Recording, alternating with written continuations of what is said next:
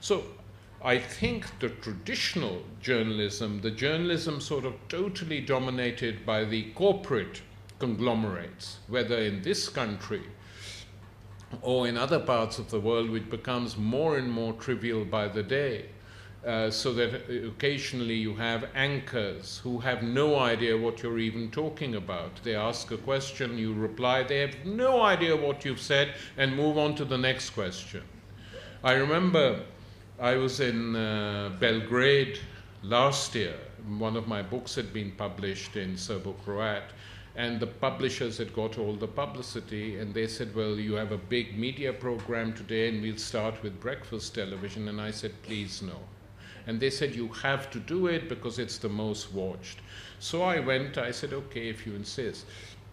So I went and waited and saw them doing their exercises, you know, young women sort of scantily attired, doing their exercises for the breakfast audiences in neoliberal Serbia.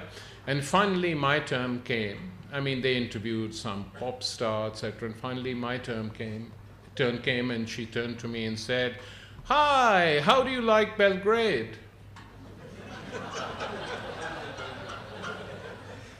I said, I've been here before, and I liked it before it was bombed, but I still like it. No impact at all. Oh, good, good. Have you many friends here?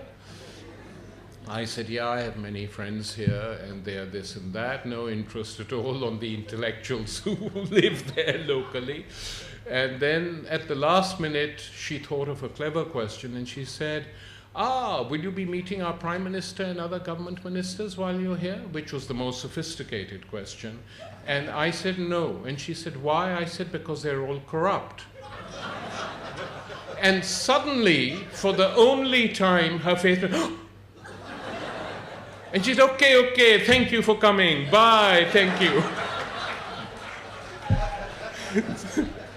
So you know, sometimes, there's a sort of follow-up to this, that I was walking in the streets, my publishers were taking me to a cafe, and about at least 4 people, I think probably more, but 4 I remember, came up and shook hands, and they said, are you the guy who said that you wouldn't talk to our politicians because they are corrupt? I said, yes. They said, thank you so much.